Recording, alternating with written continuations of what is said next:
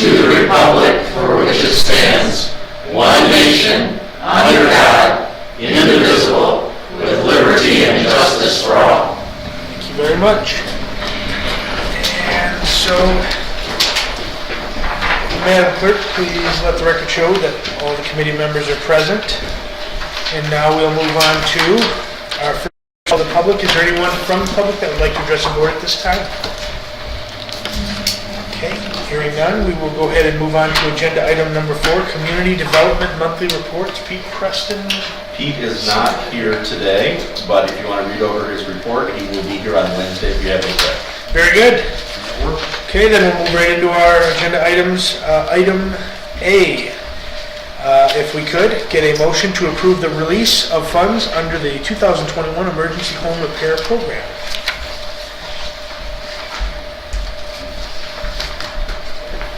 I make a motion to move this forward. Thank you. We have a motion. Support. I will support it. So our committee members for this one, it's all right? Oh yeah, wrong committee. Vice Chair Holshausen, Commissioner Webster, and then a sitting member on all committees would be Chairman Wood. We have a motion and a second from the chair on this item. Is there any questions or discussion over it? All right, hearing none. All in favor of moving item A forward, signify by saying aye. Aye. Aye. Any opposed? None. Motion carries. Item B.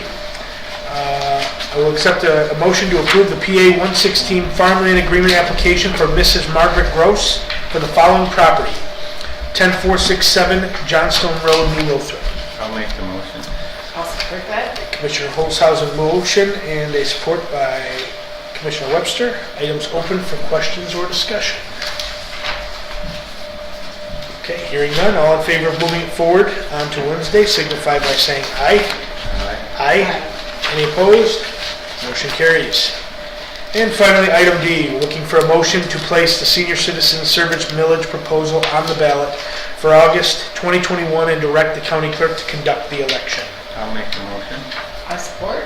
We have a motion and support for item D. It's open for questions or discussion. So, a couple of things. Did you do item C? Did I jump it? The register of deeds. I might have panicked. We'll go back to it after this one. So just a couple of things on this, if I may, Mr. Chair. So this was sent as a request for an odd off-year election. Now my understanding of this is it goes through December 31st of 2021. So it will be still collected on the December tax roll, which will go out sometime in November 1 or so. And it doesn't actually have to be renewed until 2022 sometime, so that it will make the December tax roll or the winter tax roll of 2022. So while it is before you, I think we could wait till August 2022 for it to be put on the ballot instead of doing a special election that will cost a lot more money. How does that affect budget planning for the organizations that are affected by that? It wouldn't affect it at all because technically the millage would still be renewed in that same period of time. But if it's not renewed? If it's not renewed,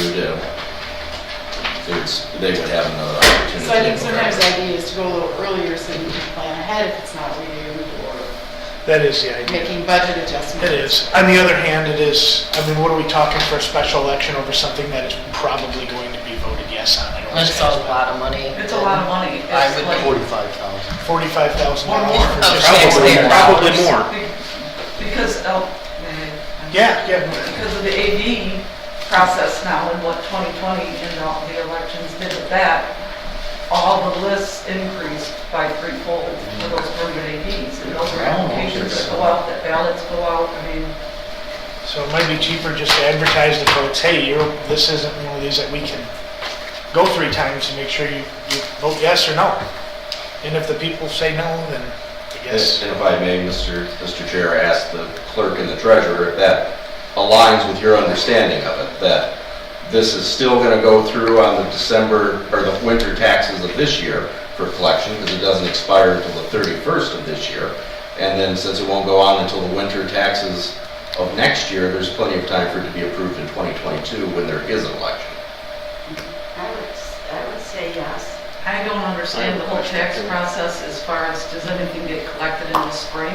No, I understand it, and it is Okay. plenty of That's a time. winter tax bill. Chairman Yes. Root? Yeah. I would say, I would be in favor of holding off on it because we jumped the gun on this the last time we did it because we had it come before us early. And the idea has always been, on our election years, governor's race, or the midterm and the presidential, we have a veterans millage, a senior millage. The other years, we have an MSU millage and a seniors millage. So it's best to start keeping them back on the election ballots that are already existing, that are somewhat paid for because they're state and federal offices, and we still pay our portion, but rather than running a third election, when the whole idea was to set up, we had 2 and 2. Sure. Okay. Okay, Commissioner Feldman? A couple other things is, in previous years, normally we had a budget that we looked at. I mean, if they want to ask for a millage, you know, are they increasing what they're requesting? I don't believe so because we drafted it. Okay. So just a renewal? Just renewal. And also too, is that normally we would ask for budgetary. I remember several years ago, we had a discussion about their savings. And so we felt that the savings should reflect a year and a half, 2 years budgetary, money that they would get from the county. And, where is that status? I mean, if that status is right on cue with this millage rate, that's pretty good. But if they doubled up on their savings or spent all their savings, I mean, we don't know. So none of that was included, so I think we just wait. That's my opinion. Yeah, I'm on that board and they're not broke, so they got money in their savings. Yeah, so. Commissioner? I guess I don't know. I'd also like to look into maybe the legality of what their affiliation to the county really is. I mean, I know we had to drop them from our audit because they don't fit the component unit status because they do investments that are otherwise government entities cannot invest in, so we had to get out of that. So if they're not technically a government entity or can be operated under the county, I guess I'm trying to figure out how, essentially they would be a nonprofit organization or of some kind. How are we levying our residents for a nonprofit organization? Which is no different than a church, no different than, and we as the governing body of the county are allowing, what's then to say, your church doesn't want to come in and say, hey, that's crazy talk, it's not going to happen, but I'm just saying, I wish maybe we could look into that to see exactly what their affiliation is to us and what should we be doing this or not? It really came about with our new auditing firm the last time that brought this up, that detached them so that their money coming from VAAA didn't even come to the county anymore. We're no longer a pass-through for that. I believe VAAA is the Meals on Wheels portion of it. So we got out of being the pass-through for that. Really, the only thing we provide to them is this money that comes in off of a millage that we then pass to them. But if they're not a county unit or a county form of government, I don't understand how we're doing. Well, I know the VAAAs are created statutorily. They may provide just Meals on Wheels here, they do a little more than that. There's a lot more of VAAA than that. They're federally tax funded and state tax funded. And there's a connection between what happens with the local council on aging and those regionally provided areas on aging. So it definitely is worth looking into legally, but I'm sure there's some sort of statutory connection between all of us. So I would guess it's treated something like the mental health, authority too. We give them money, but yet we don't really control them. No, but it's not about controlling either. Pleasant View is a component unit of the county too, and we don't run that facility either, but they're still a component unit. They can still get their audit done through us. They still are involved in processes with us. So and mental health, there is a connection with us in mental health to a degree. They did separate off from the county, but they're still under the blanket umbrella of Shiawassee County. So it's like a road commission. We don't run the road commission either, but they're under that Shiawassee County umbrella. So, I don't know. Something to look into. I'm not saying it's, get rid of them, we don't need them, but there's a reason why things have changed over the years involving that. We should just look into it, make sure we're doing everything right. Doesn't hurt to do homework. Commissioner Plummer, did you have a comment? I was just going to say that this question's arisen before and had a lot to do with, we were doing the audit, and quite frankly, we were not supposed to be doing the audit. They were supposed to be doing it themselves, but because we were the fiduciary, and there was millage involved from the county, that was areas, so sometimes that gets cleared up. The state might have how they want it done, so we should take a look at it. And what's the deadline for the ballot? To be on something for August? Yeah, I believe it's May 11th. So even in the event that the answers come back and they're different, you still have another board of commissioners meeting before now and then, if you do choose to take action on it. Well, we still have a motion and a support on the floor. Is there any discussion over, I'll take my motion back. Okay, we have a motion withdrawal. Is that okay with a Yep. second? All right. Yep. With the understanding that we will at least come back and have a discussion item over this next month. If not, if we find out a negative that we need to have it, then we'll get it on there. Okay. We got a vote to take it off, right? No, we just. No, they pulled them. All right, item D's been tabled for now, or been pulled actually, not even tabled. So, excuse my oversight right now, we'll go ahead and move back to item C that I skipped earlier.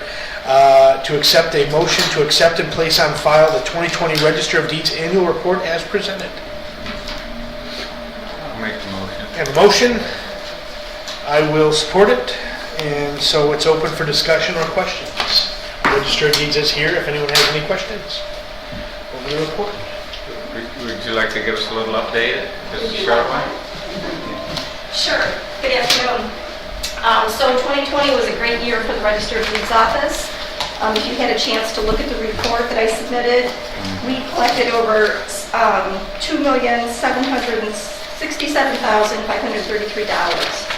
And page 1 will give you the breakdown of what was collected and how it was dispersed. Since I took office in 2005, this was the biggest revenue year that we've had. $644,838 contributed into the general fund. It gives a breakdown, it's a pretty basic report. Gives the breakdown, ROD fees, our recording fees, or copies that go into the general fund, along with county transfer tax.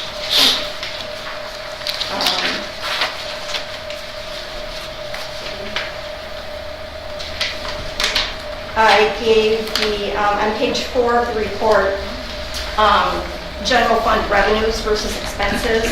Since I've been in office, so in 2020, after the expenses of the office, we contributed a net profit to the general fund of $284,831.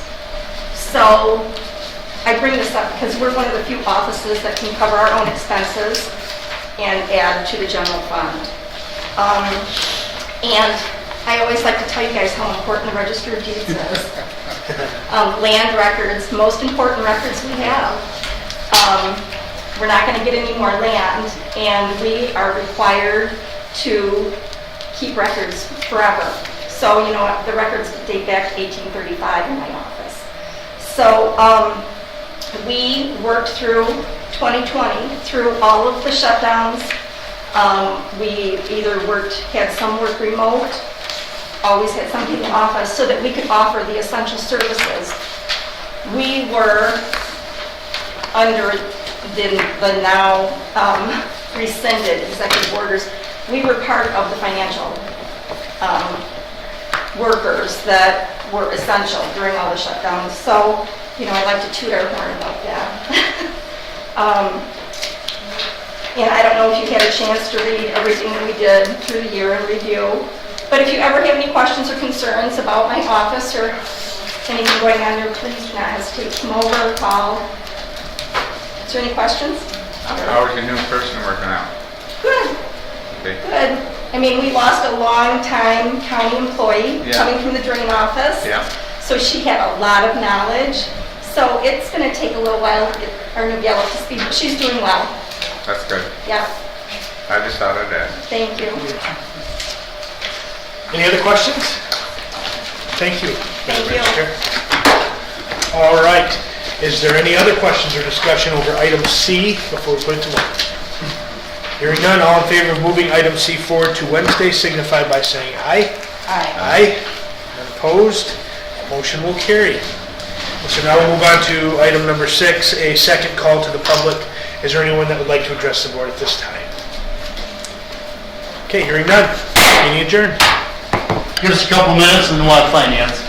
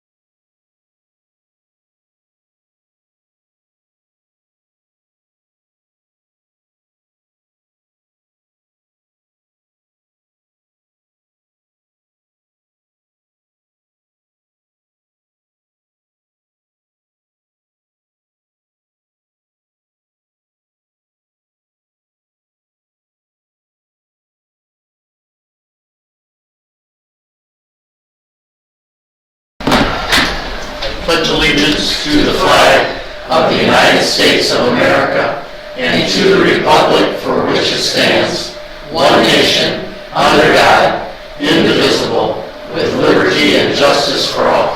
Thank you. Okay, call to the public. Do we have anybody who would like to speak at this time? We'll have a chance at the end of the meeting. Treasurer's report. Julie, what do you got to tell us today? Oh, you've got your bank right there, so that's just a vicious cycle. Always a work in progress there, but it's going well. Any questions on that? I have a question. Sure. The ones that say in progress, are those ones that were reconciled as of the end of January, or are those a couple of months now?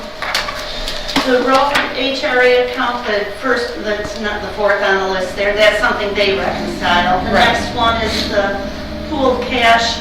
That is our new TCF pooled cash. That was reconciled the end of January. Okay. Right now, we're off like $215. We're digging, we'll find it. It's just a lot of line items to go through and figure out where that's at. But we'll get it. The other one down there, further down, the Flex account, is a payroll type account, and kind of working with Lacey and the payroll on that one too. And then the 3702 pooled cash, that's our big old one, and that is just a work in progress. There might, once we get that really officially narrowed down from, it's going to be just payroll, but there might be things there that are years old that we are going to have to reconcile. Okay, so it's been a while since that one has been reconciled. Yeah, and possibly years and years. I mean, not just, About 5 years. yeah. And none of them have ever been reconciled like this in the general ledger.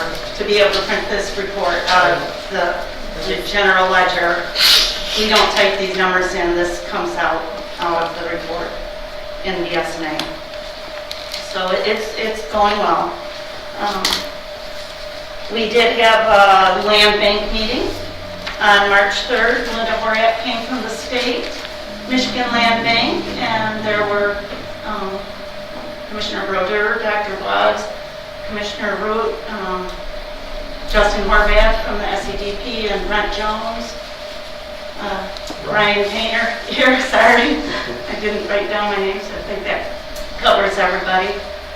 So it was a very interesting meeting, and we're planning on moving forward with it. So and that's something we'll be working on and meeting again and looking at. The final paperwork and things don't have to be finalized until November 30th. So we've got some time to get all of our ducks in a row and our paperwork and everything set up properly and ready to move forward with that. March 1st was the last day for the local units to be collecting their property taxes. So now they are beginning, they're doing their settlement, bringing in their books to our office. I think we have 6 or so of them right now out of 26. So what they do, they bring their books in. We have to agree to it, settle with them, and then get them in our system so we can collect so we can collect them the delinquent taxes. So March and April are kind of crazy with that stuff. Thursday the 11th, G2G, Gov2Gov, the credit card. We will be doing a Zoom type meeting. I really don't know what to expect. She's going to be working with each of the different departments. I believe she's contacted some of the department heads already to figure out specifically what their setup needs will be for their department. So Thursday will be another step in this progress project. I don't know how soon we will officially be using the system. Hopefully in the next month though. But I don't have a definite date from her. So Thursday is our next Zoom meeting and we will learn more then. Any questions? Yeah, go ahead. Thank you. First of all, thank you for requesting that meeting so quickly after you and I talked. I believe it was the next day. I really appreciated your promptness on that. That was terrific. Thank you. And just on the, getting back to the big one, the pooled cash in progress one, any guesses on how long that'll take? The 3702? Yeah. That's a mystery. I really, and I'm not sure, we'll be working with Tracy and Lacey on that one. It might get to a point that we might have to do some kind of journal entry to clean up. That was my Past. second question. If you just can't find things, Right. there is a way to adjust that. We're trying our best to get it down to that point as narrow as it can be. Okay, thank you. Any other questions for Julie? Thank you. Thank you. Committee, I need a motion to accept the agreement to extend the current service contract with MGT by 2 additional years at a cost of $7,500 per annum, and authorize the board chair to execute the agreement and pay the 2019 invoice for $7,500. I'll make that motion. And I will support. There's a motion to second discussion. I know, Doc, you wanted to mention something about this. Yeah, so just a couple of quick things. Now, usually this would probably be on the court's agenda. However, there are a couple of things I want to highlight about this in particular. This is required to be done every year so that we get our funding for 4D and for the friend of the court, which are reimbursed at 66%. So for the $7,500 last year, we got an additional $128,312 from the state, just as a way of, it does pay for itself. However, the more important thing that I want to look at with the board is if you will take out the packet in front of you and turn to page 5 of it, and it begins on page 5 and then goes to page 11. And what I want to look at here is this idea of cost allocation. So as you will see, there on the left, there is a table, and I got it. you need another one? Yeah. I'm just looking at. Okay. So on the left, you have one that says departments. So these ones on the left are what's called central service departments. You will see on there that includes administration, that includes professional services, that will include information technology, that includes building and grounds, that includes the treasurer's office. And this is the price that this company has broken down of how much time, energy, and money these central service departments support other departments. So for example, if you look at, a good one would be on page 8. And you can see Fund 216 Central Dispatch. So that in particular is a fee service that we get for the cell phones. So based on this, it is calculated that administration provides about $22,000 worth of support. That also includes the treasurer's office that provides about $21,000 worth of support, and so on and so forth. And if you look at these are things that are justifiable for us to bill against other departments to recoup costs for centralized services. And as we continue going down this list, you'll see that printing services are part of this and other things like IT. And this is a way for us to help moving forward to budget against certain departments funds that go to support the general accounting. For example, the Registered Deeds Automation Fund is on this list, but she has already taken it upon herself to provide that funding for technology and professional services, which right now has a 0, but it's money into that particular area. So you can see what these totals are for the distribution of what central service departments like administration, treasurer, buildings and grounds go to support these other departments. So this is something important to keep in mind as we begin building the budget for next year.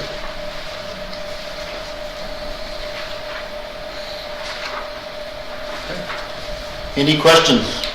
I just wanted to highlight that, particularly with funds that are self-sustaining or take in revenue from outside entities. These are what we could justify in an audit to charge them for our expenses.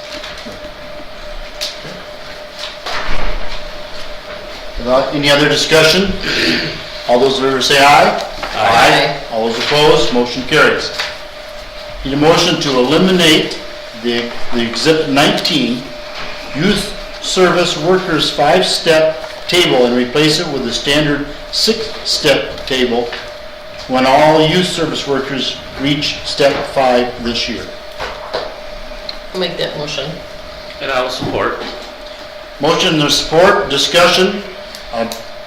Doc, do you want to just comment on that real quick? This is largely administrative. Everyone is going to be maxed out on it, and we're maintaining an extra table in the system that once we get rid of it, everyone will be on the 6th step in that entire grouping. Yes. So it's no change in pay. The only way it's going to affect is when they hire someone new, but we won't be maintaining these tables in BS&A for one particular department. The more specialized you are, the more it increases potential for error. Well, it will increase in pay next year. I'm sorry? It'll increase in pay next year. Mm-mm. If they're all maxed out now at 5, and they 5 all go to equals 6, 6. they're all going to get a pay increase. No, 5 will equal 6. So the 5 is the 6th step. Okay, Yeah, they will not get a pay increase. 5 equals 6. very good. That's why we're waiting for them to max out. We've had this discussion in years past with contractual arrangements with everybody, 6-step, 5-step, and we've been moving to the 6-step at the same time now. This is the last one, isn't it? I think. There's one other one, but that one is too much of a difference. That one would actually cause an increase in pay, so I'm still thinking about that one. Okay, That's an old 4-stepper. okay. Very good. Any other discussion? If not, all those in favor say aye. Aye. Motion carries. Thank you. Need a motion to approve the annual BS&A software renewal invoice in the amount of $29,947 from GL 101 266 948.010 maintenance and support. So moved. Support. Motion and a second. Any discussion? Our annual fee for BS&A? If not, all those in favor say aye. Aye. All those opposed, motion carries. Item D, need a motion to approve the invoice totaling $8,440 for the paper cut software and associated hardware and direct administration to track printing for cost allocation. So moved. Support. There's a motion and a second. Discussion. Brian, would you like to comment on this? Yeah, so as part of cost allocation, we get some criticism about the administration of it. Well, right now, the way things were set up, all of the printing expenses are going into administration. We're going to start getting rid of smaller desk-jet printers as they die out and not be replaced to go with larger centralized machines, and so that we can then track by department what the usage is for billing. So essentially, not every department is going to have one of the big machines, but they'll have access to one of the big machines over the next 5 years. It's a slow process. As those machines become, They're much cheaper than the small ones. yeah. Okay. And we gotta move the cost to the departments. John, I have a Yeah. question. So why does the individual person have to scan their badge if we're doing it by department? Can't you just have a department code? Isn't there any other way to? Yeah, you can do it either way. It's as long as it tracks it by department, it doesn't matter. We do individually in Isn't- school, so that if one teacher goes in and runs up 10,000 things for something that wasn't education related, then they at least know who the heck did it. Yeah, there seems to be a little downside to that. Doesn't it also allow you, maybe the system doesn't, to basically put your printing out on a system and you can go to any one of a number of machines? That's a big advantage. And Well, and one of the then you things, couldn't have a department code, you'd have to have an individualized code, so you can say, give me my printing. Well, I've heard from court personnel with some concern, so that's why I'm bringing it up. and you know, They're, that, they're concerned that their name would come up of what they printed. No, I think the concern was putting another step in already understaffed office. You gotta do it everywhere. It's part of the future. Yeah. I am a teacher, I have to do it, it sucks, but we just do it, you know. Everybody has their ID on them anyways. Hey, No, I don't You're work in raising these the cost, offices. Yeah. I think You're raising the they'll find discussion. they like it. It's highly efficient. One machine breaks down, you simply go to another machine. It's really a good system. Seems like anytime there's the slightest change, sometimes around here, because we've done things one way for 100,000 years, people get upset, but change is here, it's coming. Well, I don't disagree. I just think sometimes the people that are actually doing the work know it best, and I certainly don't know what it takes working I get it. one of I those do. I do. offices, so. I know. Okay, any other discussion on this topic? If not, all those in favor say aye. Aye. All those opposed? Motion carried. Item E, discussion about human resources. We talked about this last month. We were good, we said we'd bring it back for discussion after we thought about it for 30 days. Discussion. And we would like to discuss it. Yeah, I guess I'll say what I'm planning on doing, since we held this up because everybody had all these great ideas, but apparently no one has anything. I have 3 companies that can do it. They were Boehner, Starrison, who was helping us with accounting. I reached out to him on some of these companies that, one, whether their company could assist us with starting or establishing or running. They said they could not, it would be too much for them to take on, but they gave me 3 companies, some contacts from those companies. Dr. Boggs and I, and probably the attorney, are going to sit in and have a discussion over the next couple weeks with each of them on what kind of they can provide, what the costs will be. Also get some advice from them on maybe what they think we need, you know, so we'll go with that. I'll present them kind of what our wage consultant gave us, see if they think that's good or would work for us, or if we need to add something to that, or if they see it's being too low, or so we'll actually have a couple other consultants that can look at the job description and the wages and that was set up for it. So that's my plan moving forward. Still can't stress it enough that I think we need to head in this direction, so. Mr. Chairman. Yes, Brian. By us cooperating on this to talk to these companies, we can bring some proposals back for the board to look at, and then they can see how much it's going to cost, they can see what direction they want to go, they can have all the information in front of them and determine what's the best step forward, and we can have that by next month for sure, if not in between. Okay. Real good. Any other discussion? Yeah, Gary. We're gonna have to have an office for that person too? Now we'll have them work out on the street, Gary. Oh. I just thought I'd ask. I think I'm not for it. A lot of other places, counties that have it, they compare us to Clinton County, and their budget over there is probably 2 or 3 times what our budget is, so just all the times we can't afford those things. And everybody in all the other departments had to cut 15%, plus we want to hire somebody else, so I don't think that looks good, so that's my position.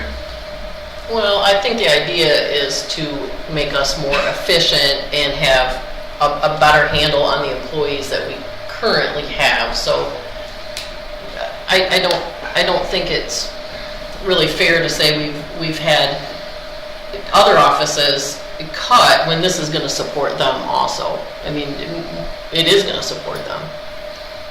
Yeah, horses used to plow fields too, and then when they invented a tractor, people stopped using horses. You don't see farmers still using horses, just because it was cheaper. Yeah, but I understand what Gary's saying, and I'm not 100% sure where I stand on this, because it's not a matter of it wouldn't be a good thing, and I agree. The way the world has gone with legalities and everything, we probably do need a human services person. It's just a matter of, with a very limited budget, is that the thing we need the most? And that is kind of a judgment call. I'm not sure, and I'll be looking forward to the proposals and looking at total cost, of course, of everything, including, like he said, an office and so on. I agree that in an ideal world, we absolutely should have someone, and probably we need to spend that money. But it certainly isn't out of line to question and discuss it. It's always good to look at different avenues. Also too, with these proposals, we can take a look at some of our employees and exactly what they do. Does this employee cross over into their areas? Does that mean that somebody else who works for the Board of Commissioners in the offices has their job description changed a little bit? I mean, we can take a look at all that.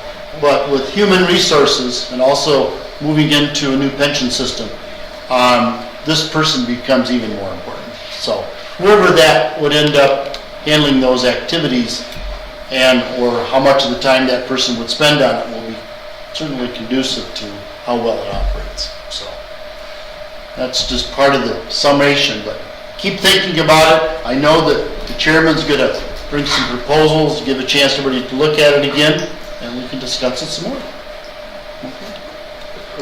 Exactly what's that person do? He goes over there and checks each person and makes sure they're working right or something? No, well, There's a lot to it, Gary. That's, yeah, when a person, I mean, the main thing they would do when a new person comes for the employment of Shiawassee County, and let's say the clerk has to hire somebody, she picks somebody that she wants hired, that person would come to the human resource person. The human resource person would explain the pay, the grade, all the things that are involved with what the county does for wages, benefits. Also, there would be a lot of times there would be a check on the person's history for handling money especially, and so on and so forth. And then also explain pension activities, what the pension does for you, years of service, things like that, how you rate in the pension, so on and so forth. And there's other things. We had that whole packet that Brian and Jeremy had put together showing what a human resource person would do. There's a lot in there, folks. There's a lot. And right now we have several areas. It kind of gets done. It kind of is helped by everybody in the administrative office. Our elected officials do a lot of it. They check on people. So if we end up with a proposal for an HR person, and then we'll take a look how it will impact everybody's office and how it will impact how we do business on a day-to-day basis. And it's not So just an elected official, it's not up to him to hire the person, the human resource person is the one that's going to hire it then? I thought that. no, I think we've got way off We're not even track. talking about the same thing here. what has to be She's said going by to human screen it out, resource. so.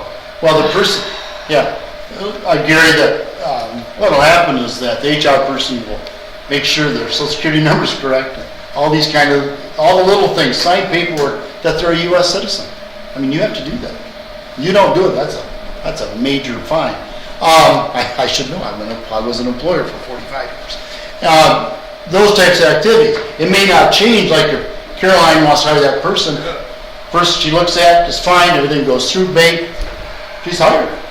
It may not change who gets hired at all, but at least it'll give the background to the elected official or a supervisor or county administrator or the Board of Commissioners to know that that person's, all the paperwork's correct and in order, and that when it goes in the file, most likely it's 100% correct. And there won't be anything in the future that might trip us up, which happens every once in a while. So when she checks it, everything's written in gold then when she's done, then, I right? hope so. Hope so. There's another side to the equation too that you're kind of leaving out. There's a lot, really. Well, one of the big ones though is that you not only have to have standards for hiring, but you also have to have standards for evaluation of employees, for disciplinary procedures, corrective procedures, and possibly even eventual termination. One of the things, if you do not have standardized procedures today, unlike 25 years ago, is you're going to be in big trouble in court. People will sue when you terminate them, or if they don't get promotions they deserve, or there are accusations of discrimination against people. It's very easy for people who are not satisfied with their job evaluation or their promotion to attribute it to the various group that they're in. All of those things, unfortunately today, you have to have a great deal of standardization and paperwork. And if you don't have the paperwork to back it up, you may as well, you're going to lose. So, County pays. yes, so that's just the world where we are. And I think, I think we are going to end up going that way. Yeah, so those are some of the realms of areas, but it was in that packet, it was pretty well laid out, it was explained.